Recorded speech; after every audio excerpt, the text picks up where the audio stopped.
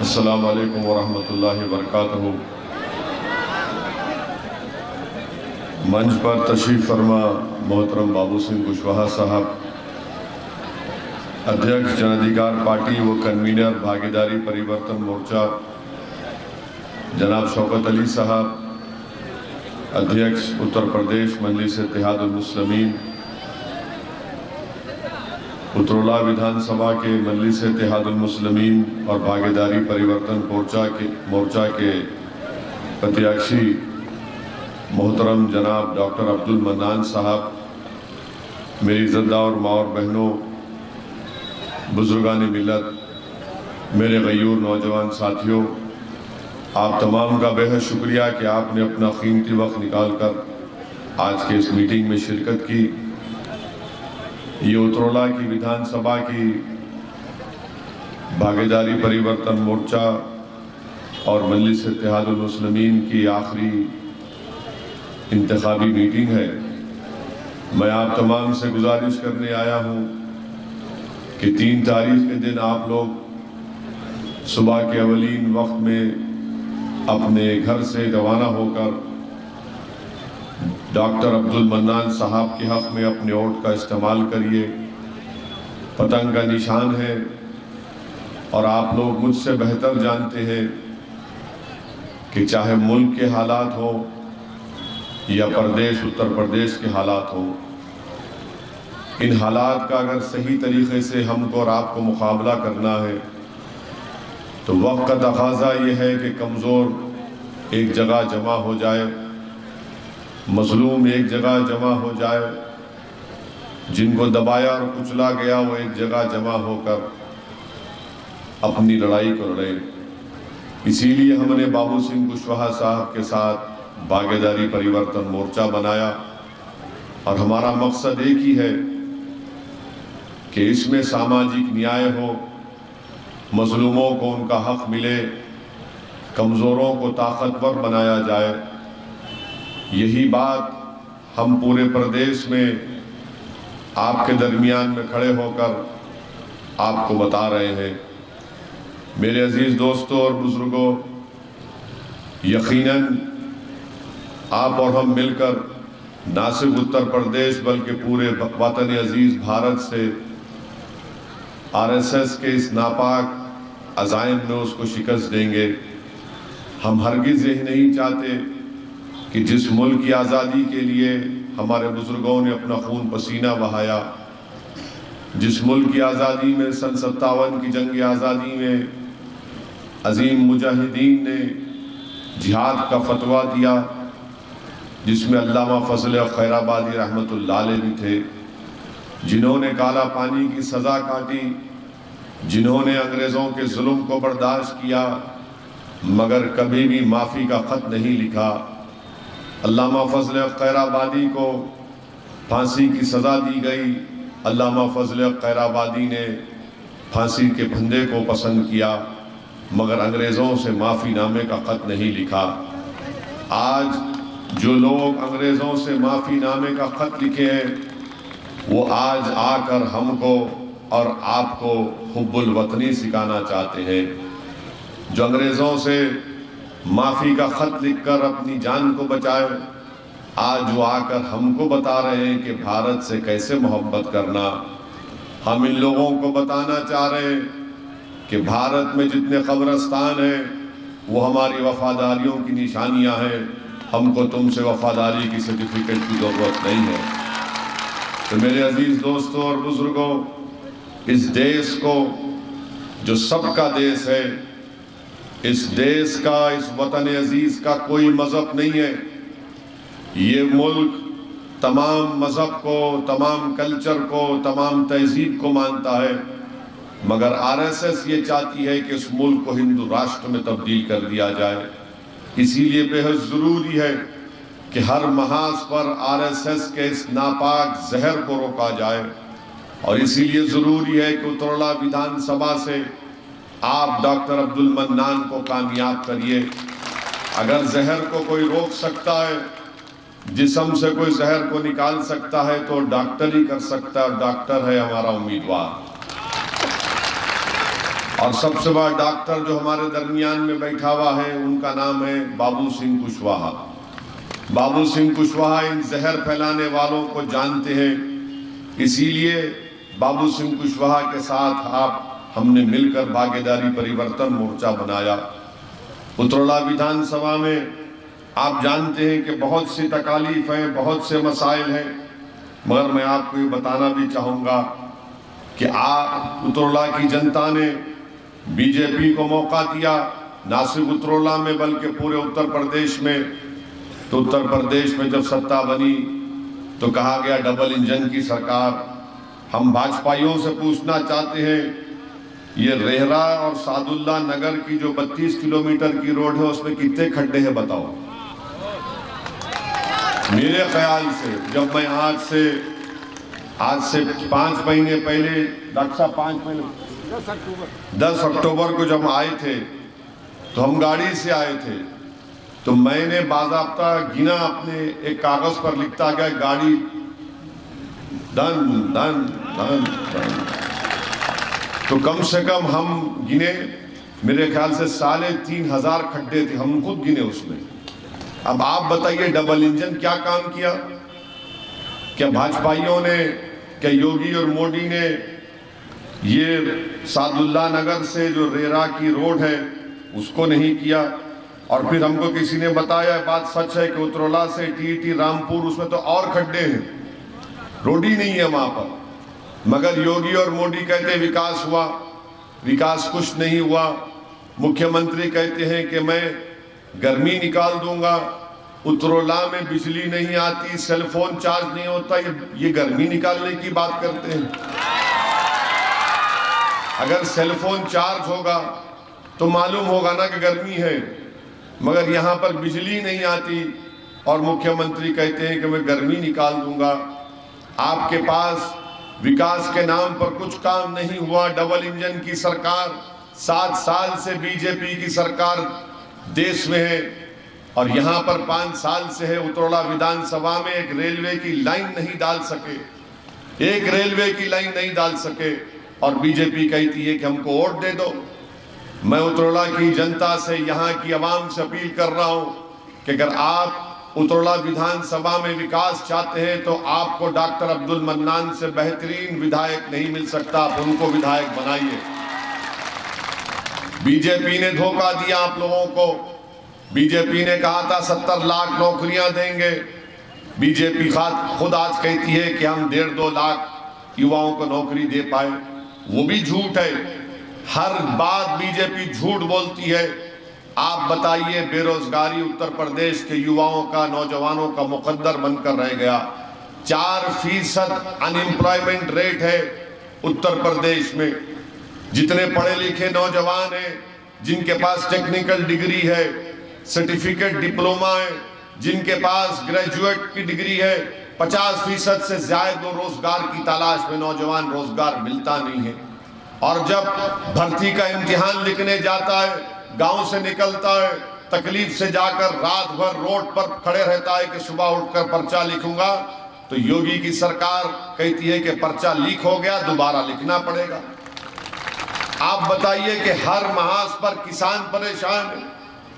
किसान को माशाल्लाह से हमारे प्रधानमंत्री ने 2 नौकरी दे दी।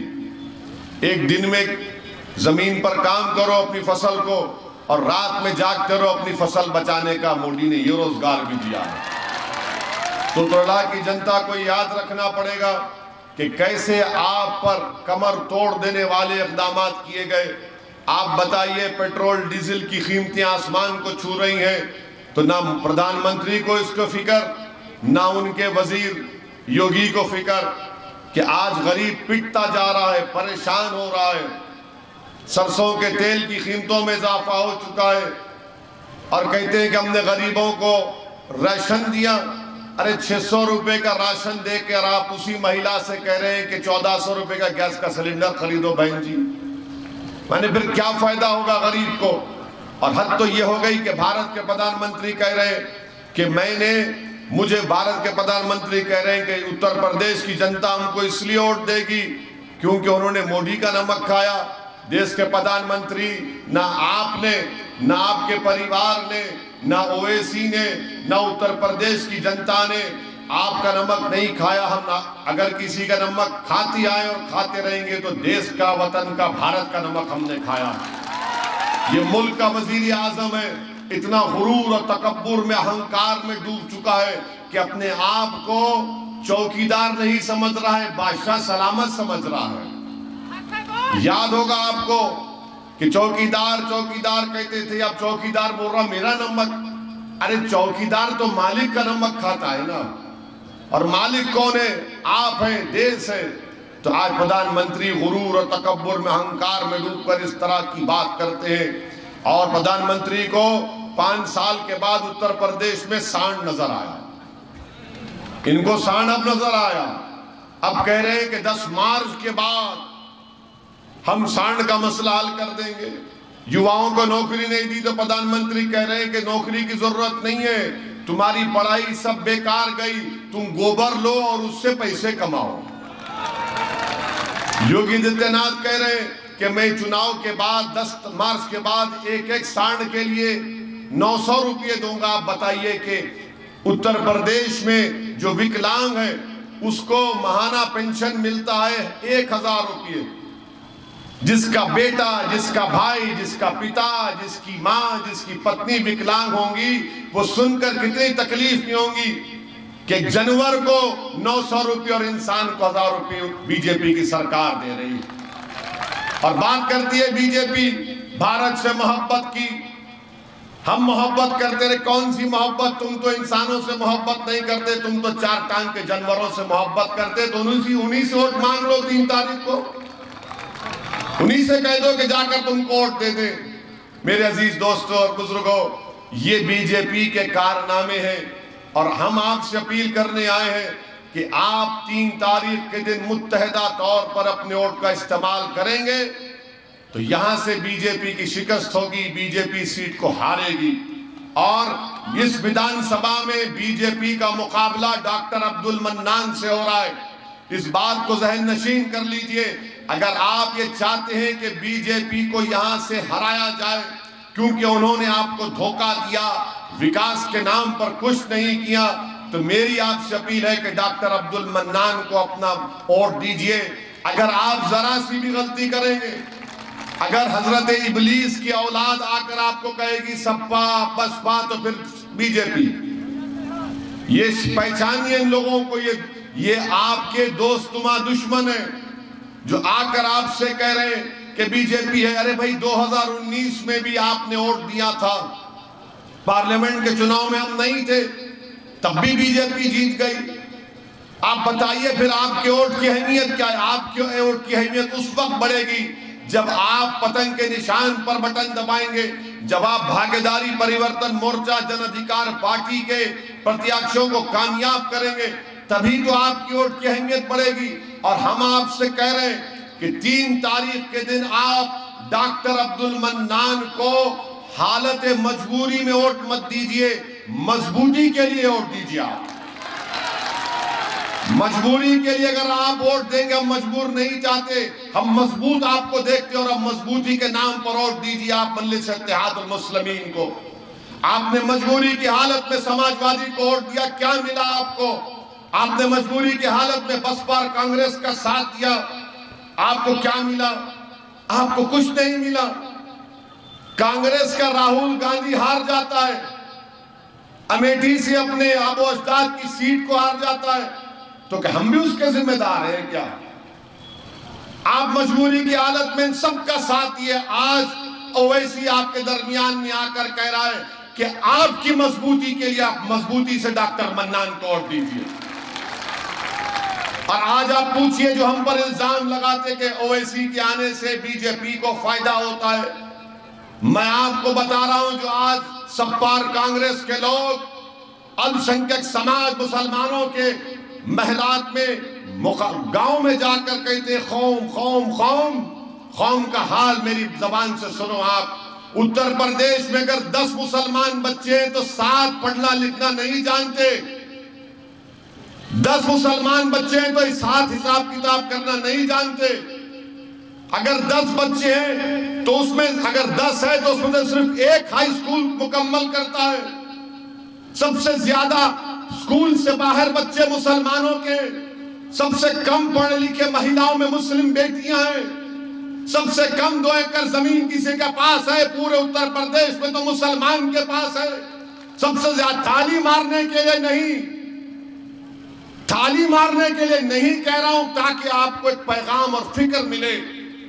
2 एकड़ जमीन सबसे कम किसी के पास है तो अल्पसंख्यक समाज मुसलमान के पास है। सबसे ज्यादा 4 और 15 साल के दरमियान में बच्चा मजदूरी करते हैं तो मुसलमानों के करते हैं। सबसे कम ग्रेजुएट हैं 4% तो अल्पसंख्यक समाज मुसलमान के। और सबसे पहले 6 साल पहले फॉरवर्ड क्लास से अगर कोई मरते हैं तो मुसलमान हैं। बताओ, ये आपने मजबूरी की हालत में वोट दिया तो ये आपकी औलाद का मुकद्दर ये बनाकर रख दिया कि ना स्कूल मिलता है, ना पढ़ाई का इंतजाम होता है, ना जमीन मिलती है, और गरीबी और बेरोजगारी मुफलिसी हमारा मुकद्दर बनाकर रख दिए क्योंकि आपने हालत मजबूरी में वोट दिया था। आज आपके दरमियान में एक विकल्प है, एक मुतबादिल है, और मजबूती के साथ मजबूत करने के लिए अपने आप को, आप उत्तरला को, आप डॉक्टर अब्दुल मन्नान का साथ दीजिए। ये सपा कांग्रेस कुछ नहीं कर पाएगी। ये सपा कांग्रेस ने जुलाई 2019 में अमित शाह ने कानून लाया था अनलॉफुल एक्टिविटीज प्रिवेंशन एक्ट, जिसमें कोई दिल्ली में एनआईए का इंस्पेक्टर अब्दुल मन्नान को उतरला के आतंकवादी, टेररिस्ट, दहशतगर्द घोषित कर सकता है बगैर कोर्ट के फैसले के। उस कानून का कांग्रेस और समाजवादी ने उसका सपोर्ट किया, तायीद की। हमने पार्लियामेंट की तकरीर है यूट्यूब पर उठाकर देखो, हमने कोसा इन कांग्रेसियों को कि अल्लाह करे कि तुम्हारा लीडर कभी जेल में जाए तो तुमको मालूम होता 4-4 साल जेल में सड़ना क्या होता है। हमने संविधान का हवाला देकर बीजेपी का कहा कि तुम संविधान के खिलाफ कानून बना रहे हो, मगर यही समाजवादी और कांग्रेस ने अमित शाह के लाए हुए कानून की तायीद की, राज्यसभा में तायीद की, कानून बन गया। आज उन तमाम भारत के जेलों में नौजवान सड़ रहा है 2-2 साल से, बेल नहीं होती उसमें। बेल के लिए आपको जज को बताना पड़ता है कि आप पर केस बनता ही नहीं है, ये तो ट्रायल में होता है ना। इन्होंने वो काम किया। और आपको और एक बात बता रहे हैं कि जिस समाज का नेता नहीं है उस समाज की आवाज को नहीं सुना जाता, इस बात को यकीन कर लो आप। कोई लोग बोलेंगे डॉक्टर अब्दुल मन्नान जीत जाएगा तो क्या करेगा, उत्तर प्रदेश की विधानसभा में मजलिस के 5, 6, 10 जीत जाएंगे इंशाल्लाह तो क्या होगा। हम उनको जवाब दे रहे हैं, जब उत्तर प्रदेश में CAA का एहतजाज चल रहा था तो 22 लोगों, नौजवानों को गोली मारकर शहीद कर दिया गया। किसी एक मुस्लिम विधायक ने सपा के, बसपा के उत्तर प्रदेश की विधानसभा में आवाज उठाई? बताओ, अगर की तो बताओ। एक आवाज नहीं उठाई। क्यों? क्योंकि आप मजबूर हैं, आपको डरा दिया गया। आपके वोट की अहमियत, आपकी आवाज उत्तर प्रदेश की विधानसभा में तब गूंजेगी, जालिमों के जुल्म के खिलाफ उठेगी, हक के लिए उठेगी, आपके बच्चों के और अपनी बेटियों के मान सम्मान के लिए, जब डॉक्टर अब्दुल मन्नान को आप यहां से विधायक बनाकर हो जाएंगे।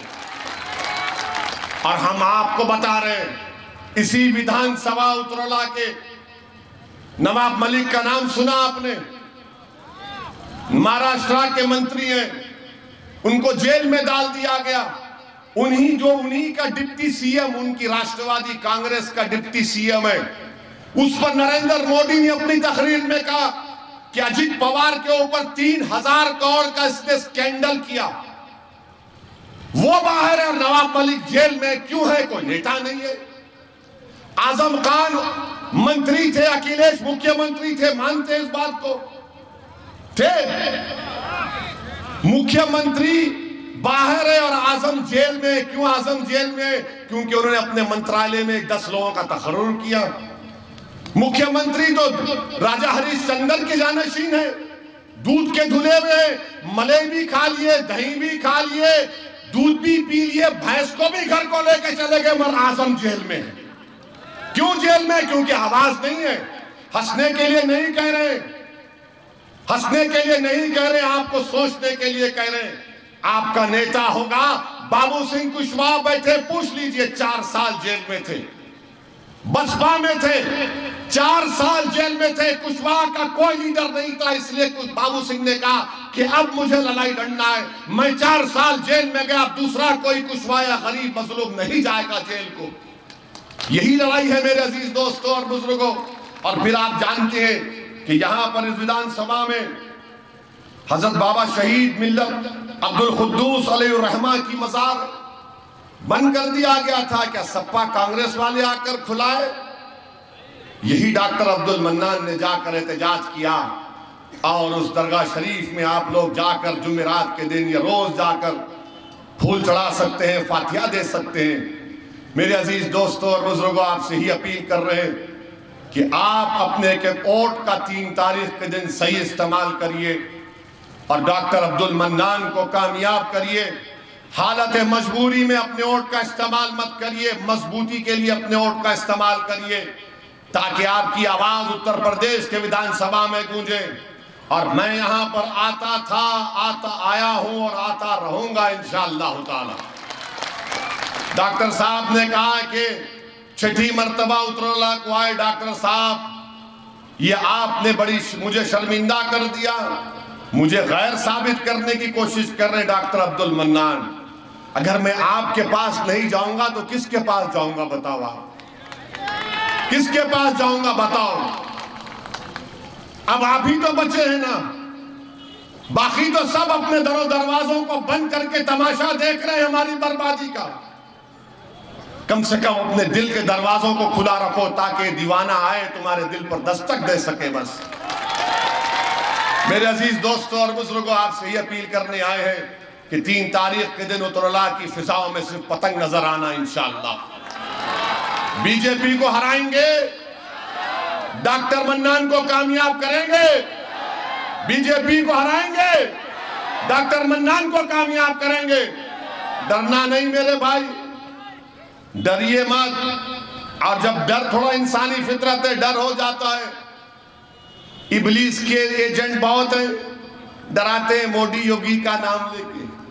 मेरे अजीज दोस्तों और बुजुर्गों, ताइफ को याद रखो, ओहद को याद रखो, मुवत्ता को याद रखो और करबला को याद रखो। याद रखो इन चीजों को, और याद रखो उस फरमान को जब कमली वाले ने कहा कि मुझसे ज्यादा किसी को नहीं सताया गया और मेरे बाद किसी को इतना नहीं सताया जाएगा। अपने हिम्मत को बुलंद रखो, तवक्कल करो रब्बे करीम पर, अपने फैसलों को इत्मीनान से लीजिए। और अगर डर होगा तो उस कर्नाटका की बच्ची को इन बलवाइयों ने घेर लिया था, उसने क्या नारा लगाया था? क्या नारा लगाया था? अरे झूम के बोलो, मस्त होके बोलो, पूरा उतरौला बोले। अस्सलाम वालेकुम व रहमतुल्लाहि व बरकातहू।